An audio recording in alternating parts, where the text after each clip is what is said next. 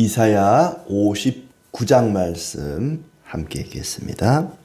여호와의 손이 짧아 구원하지 못하심도 아니요 귀가 둔하여 듣지 못하심도 아니라 오직 너희 죄악이 너희와 너희 하나님 사이를 갈라놓았고 너희 죄가 그의 얼굴을 가리어서 너희에게서 듣지 않으시게 함이니라. 이는 너희 손이 피해 너희 손가락이 죄악에 더러워졌으며 너희 입술은 거짓을 말하며 너희 혀는 악독을 내밀어 공의대로 소송하는 자도 없고 진실하게 판결하는 자도 없으며 허망한 것을 의뢰하며 거짓을 말하며 악행을 잉태하여 죄악을 낳으며 독사의 알을 품으며 거미줄을 짜나니 그 알을 먹는 자는 죽을 것이요 그 알이 밟힌즉 터져서 독사가 나올 것이니라. 그 짠 것으로는 옷을 이룰 수 없을 것이요 그 행위로는 자기를 가릴 수 없을 것이며 그 행위는 죄악의 행위라. 그 손에는 포악한 행동이 있으며 그 발은 행악하기에 빠르고 무죄한 피를 흘리기에 신속하며 그 생각은 악한 생각이라. 황폐와 파멸이 그 길에 있으며 그들은 평강의 길을 알지 못하며 그들이 행하는 곳에는 정의가 없으며 굽은 길을 스스로 만드나니 무릇 이 길을 밟는 자는 평강을 알지 못하느니라. 그러므로 정의가 우리에게서 멀고 공의가 우리에게 미치지 못한즉 우리가 빛을 바라나 어둠뿐이요 밝은 것을 바라나 캄캄한 가운데 행함으로 우리가 맹인같이 담을 더듬으며 눈 없는 자같이 두루 더듬으며 낮에도 황혼때같이 넘어지니 우리는 강장한 자 중에서도 죽은 자 같은지라. 우리가 곰같이 부르짖으며 비둘기같이 슬피 울며 정의를 바라나 없고 구원을 바라나 우리에게서 멀도다. 이는 우리의 허물이 주의 앞에 심히 많으며 우리의 죄가 우리를 쳐서 증언하오니 이는 우리의 허물이 우리와 함께 있음이니라. 우리의 죄악을 우리가 아나이다. 우리가 여호와를 배반하고 속였으며 우리 하나님을 따르는 데서 돌이켜 포악과 패역을 말하며 거짓말을 마음에 잉태하여 낳으니 정의가 뒤로 물리침이 되고 공의가 멀리 섰으며 성실이 거리에 엎드러지고 정직이 나타나지 못하는도다. 성실이 없어짐으로 악을 떠나는 자가 탈취를 당하는도다. 여호와께서 이를 살피시고 그 정의가 없는 것을 기뻐하지 아니하시고 사람이 없음을 보시며 중재자가 없음을 이상히 여기셨으므로 자기 팔로 스스로 구원을 베푸시며 자기의 공의를 스스로 의지하사 공의를 갑옷으로 삼으시며 구원을 자기의 머리에 써서 투구로 삼으시며 보복을 속옷으로 삼으시며 열심을 입어 겉옷으로 삼으시고 그들의 행위대로 갚으시되 그 원수에게 분노하시며 그 원수에게 보응하시며 섬들에게 보복하실 것이라. 서쪽에서 여호와의 이름을 두려워하겠고 해 돋는 쪽에서 그의 영광을 두려워할 것은 여호와께서 그 기운에 몰려 급히 흐르는 강물같이 오실 것이미로다. 여호와의 말씀이니라. 구속자가 시온에 임하며 야곱의 자손 가운데에서 죄가를 떠나는 자에게 임하리라. 여호와께서 이르시되 내가 그들과 세운 나의 언약이 이러하니 곧 내 위에 있는 나의 영과 내 입에 둔 나의 말이 이제부터 영원토록 하도록 내 입에서와 내 후손의 입에서와 내 후손의 후손의 입에서 떠나지 아니하리라 하시니라. 여호와의 말씀이니라. 아멘. 네, 오늘도 주님의 은혜와 사랑이 가득하기를 진심으로 축복합니다. 하나님은 온 세상과 우리 인생의 주관자이시며 또 우리에게 구원자를 보내주시는 그런 분이십니다. 유다 백성들이 금식하며 나름대로 안식일을 지키며 하나님을 섬기면서 기도를 하는데 왜 응답이 없는가? 왜 하나님이 우리를 도와주시지 않는가? 능력이 없어서도 아니다. 하나님이 기도를 듣지 못해서도 아니다. 하나님 앞에 그들이 금식하면서 기도하는데 왜 하나님께서 응답하지 아니하시는가? 도와주지 않는가? 그 이유에 대해서 먼저 이야기를 하고 있습니다. 이스라엘이 응답받지 못한 것은 하나님께 문제가 있는 것이 아니다. 하나님이 능력이 없거나 도와주지 않아서가 아니다. 손이 짧거나 귀가 어두운 것이 아니다. 여호와의 손이 짧아 구원하지 못하심도 아니요 귀가 둔하여 듣지 못하심도 아니라 오직 너희 죄악이 너희와 너희 하나님 사이를 갈라놓았다. 하나님이 능력이 없어서 하나님이 듣지 못해서 너희 기도 응답하지 않는 것이 아니다. 너희 죄악 때문이다. 원인은 하나님께 있는 것이 아니라 너희에게 있다.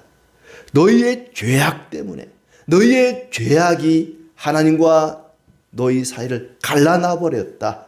죄악이라고 하는 아주 큰 벽이 하나님과 그 백성 사이를 가로막고 있어서 하나님이 응답하지 않는 것이다.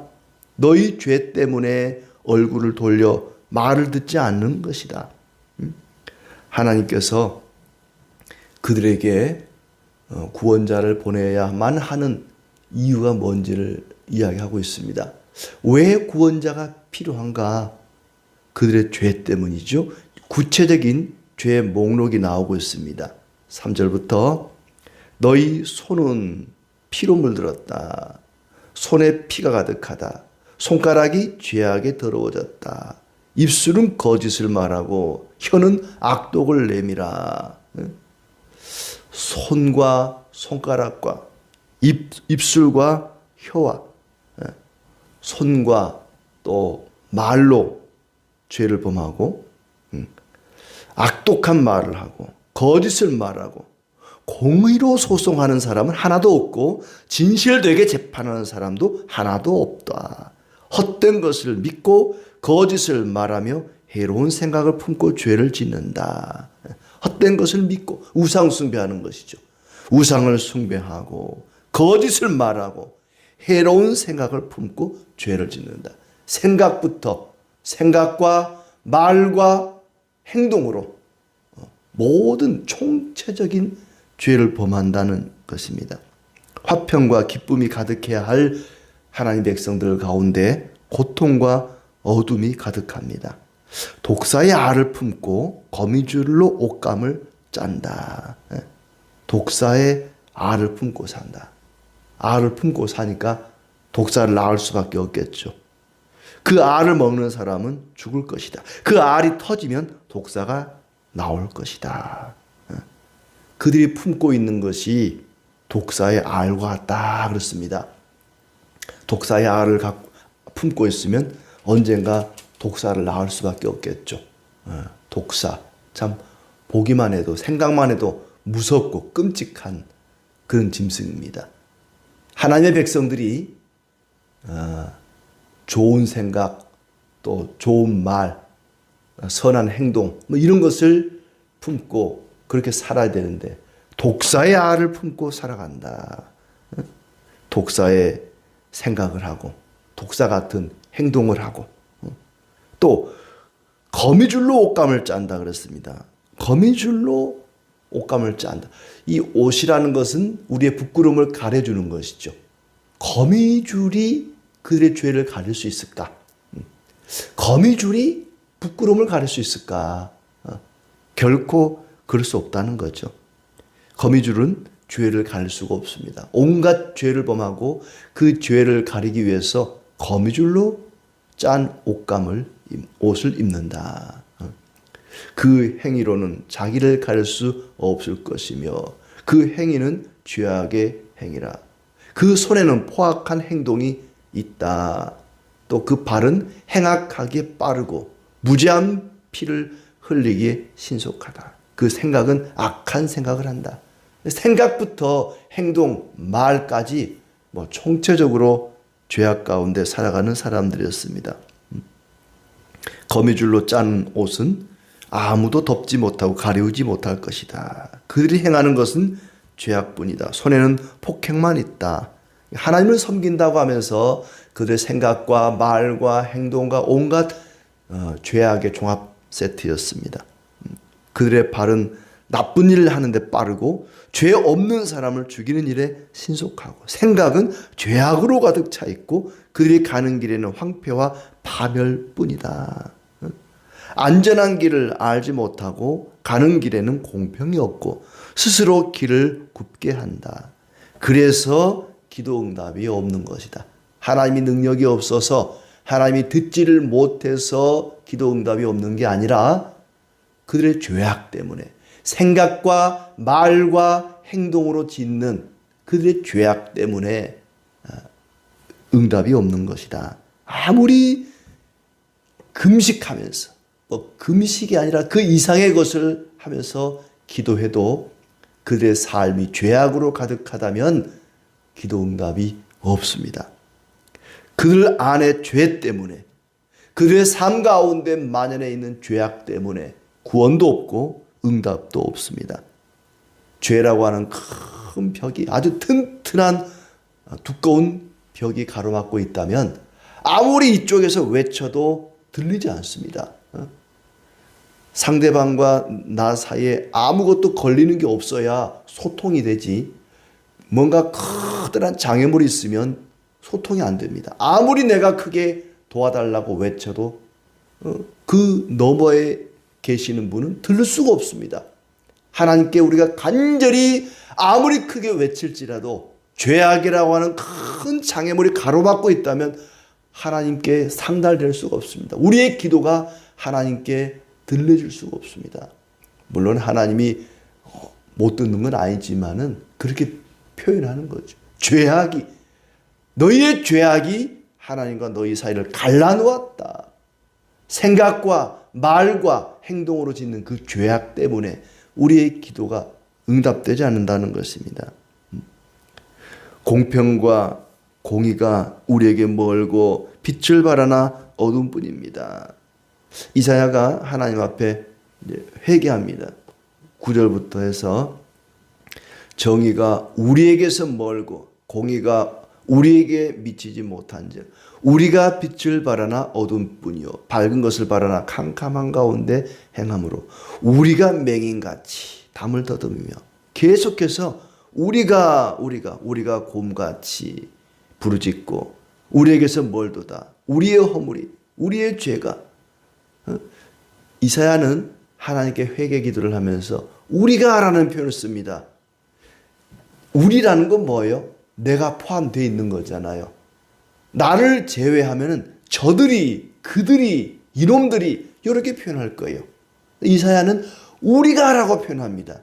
나를 포함된, 나부터 시작해서 우리 모두가 이런 죄를 지었습니다. 하나님 용서해 주세요. 어떤 한 개인의 죄를 지칭하지 않고 나를 포함한 나부터 시작해서 우리 모두의 죄악이 하나님과 우리 사이를 갈라놓았습니다.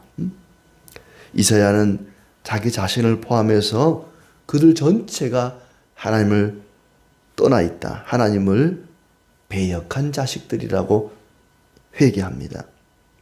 공평과 공의가 우리에게서 멀고 빛을 발하는 어둠뿐입니다. 우리는 눈먼 사람처럼 더듬고 대낮에도 밤길을 걸을 때처럼 넘어지니 건강하다고 하지만 죽은 자와 같습니다.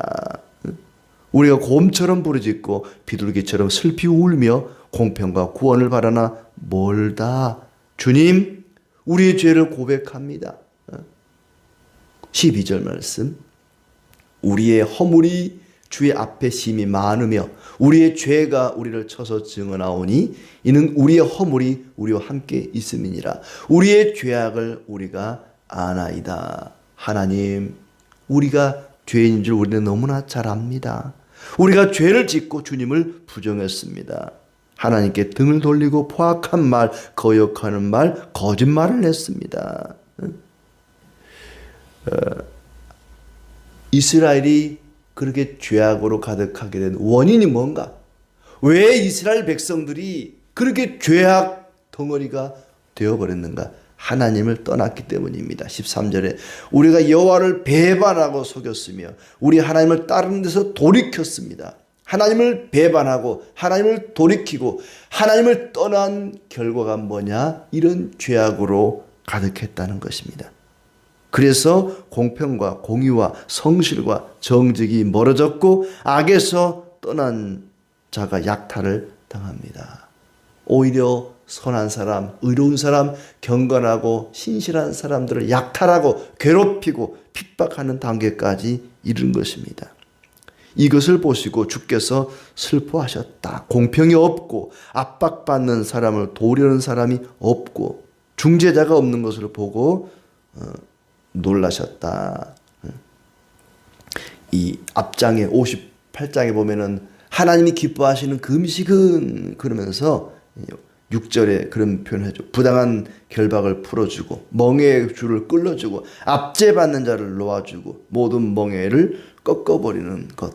압제받는 자를 놓아주는 것. 그랬는데 이스라엘 가운데 압박받는 사람을 도우려는 자가 없다 그랬습니다. 하나님이 기뻐하는 일을 행하는 자들이 없다는 얘기입니다. 그리고 중재자가 없는 것을 보시고 16절에 사람이 없음을 보시며 중재자가 없음을 이상히 여기셨으므로 중재자가 없음을 이상히 여겼다. 하나님과 사람 사이를 중재하는 자, 예수님을 가리켜 우리는 중보자라 그러죠. 그 중보자가 없는 것을 이상히 여기시고 안 되겠다. 내가 직접 가서 저들을 구원해야겠다라고 생각했다는 것입니다. 우리가 기도할 수 있는 근거가 여기 있습니다. 중재자가 있기 때문에 그 중재자를 통해서 하나님께 기도하는 거죠. 우리는 직접 하나님께 갈 수가 없습니다. 하나님을 뵐 수가 없어요. 중간에 누군가 중재자가 있어야만 우리는 기도할 수 있습니다. 그런데 예수님이 우리의 중보자가 되신 것입니다. 중재자가 없음을 아시고 내가 직접 중재자를 구속자를 보내겠다. 그리고는 하나님이 사람의 모습으로 오신 것입니다. 그게 예수님이시죠. 구원의 갑옷 17절에 보니까 공의를 갑옷으로 삼으시며 구원을 자기 머리에 써서 투구로 삼으시며 보복을 속옷으로 열심을 겉옷으로 삼으시고 그들의 행위대로 갚으시되 원수에게 분노하시며 원수에게 보응하시고 보복하실 것이다. 하나님이 직접 중재자로 오셔서 그들을 구원하겠다는 약속의 말씀입니다. 그것이 바로 예수 그리스도의 중보 사역으로 나타난 것이죠.